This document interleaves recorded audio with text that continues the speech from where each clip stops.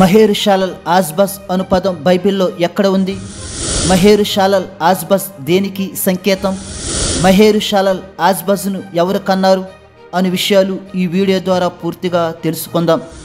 మహేరుషాలల్ ఆజ్బస్ అను పేరు బైబిల్లో 2 చోట్ల వ్రాయబడింది. యెషయా గ్రంథము 8వ అధ్యాయము 1వ వచనం 3వ వచనంలో మాత్రమే వ్రాయబడింది. ఈ పేరు యెషయా ప్రవక్త కుమార్ని పేరు. మహేరుషాలల్ ఆజ్బస్ అను పేరుకు అర్థం ఏమిటంటే త్వరితముగా దోపుడగును, ఆతురముగా కొల్లపెట్టబడును అని అర్థం. ఇంకా మీకు అర్థమయ్యేలా చెప్పాలంటే దోచుకోవడానికి వేగం, దోపిడీకి తొందరపడండి అని అర్థం. మహేరుషాలల్ ఆజ్బస్ అనేది దేవుడే స్వయంగా తన నోట నుండి పలికిన ప్రవచన నామము. అసలు దేవుడు ఎందుకు ఈ ప్రవచనాన్ని పలికాడో ఇప్పుడు పూర్తి వివరంగా తెలుసుకుందాం. యెషయా గ్రంథము 7వ అధ్యాయాన్ని మనం పరిశీలించినట్లయితే యూదుల మీద యుద్ధం చేయడానికి సిరియా రాజైన రెజీను కుట్ర పన్నాడు. ఈ పన్నాగంలో భాగంగా ఇజ్రాయేలు రాజైన పెకహు సహాయం సిరియా రాజు కోరాడు. యూదుల మీద యుద్ధానికి సిరియా రాజుతో ఇజ్రాయేలు రాజు కూడా జత కలిశాడు. ఇప్పుడు సిరియా రాజు, ఇశ్రాయేలు రాజు ఇద్దరూ కలిసి యూదుల రాజధాని అయిన యెరూషలేము మీదకి యుద్ధం చేయడానికి వచ్చారు. కానీ యెరూషలేమును ముట్టడి చేయడం ఈ ఇద్దరి రాజుల వల్ల కాలేకపోయింది. సిరియా రాజు, ఇజ్రాయేలు రాజు కలవడం దేవుణ్ణి ఎంతగానో బాధించింది.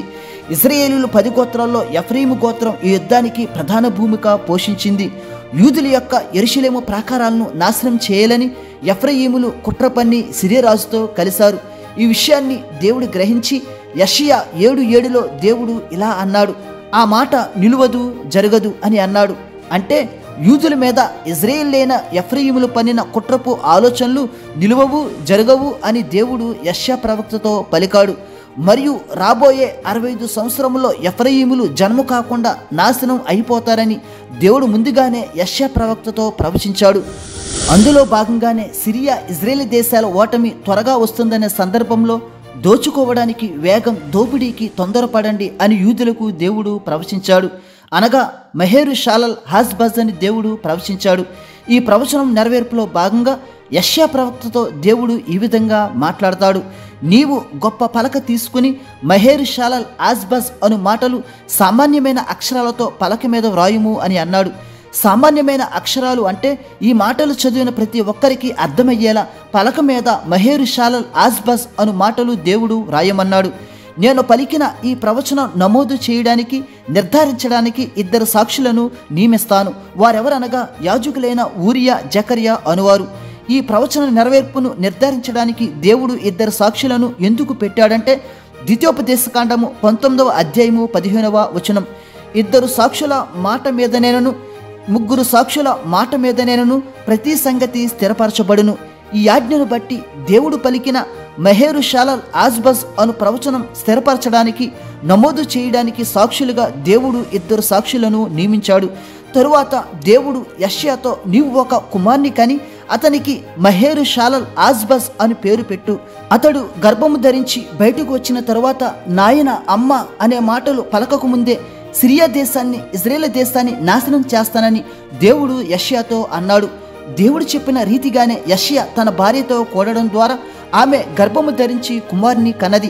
ఆ కుమారుడికి మహేరుషాలల్ ఆజ్బస్ అని పేరు పెట్టారు. ఈ విధంగా యెషయా భార్య కూడా ఒక ప్రవక్తగా పరిగణించబడింది. బైబిల్లో ఉన్న అతి తక్కువ మహిళా ప్రవక్తలలో ఈమె ఒకరు. వారెవరో మీరు స్క్రీన్పై చూడవచ్చు. నిజముగా యెషయా భార్య కుమారుని కనడం కాదు గాని ఒక ప్రవచనాన్ని కన్నది. కుమారుని గర్భం నుంచి బయటకు తీసుకురావడం కాదు గాని ఒక ప్రవచనాన్ని బయటకు తీసుకువచ్చింది. పైగా ఈమె కుమారుడికి దేవుడే స్వయంగా మహేరుషాలల్ ఆజ్బస్ అని పేరు పెట్టాడు. ఈ బిడ్డ పుట్టుక ద్వారా సిరియా, ఇజ్రాయేల్ దేశాల శిక్షకు దేవుడు కాలపరిమితిని ఇచ్చాడు.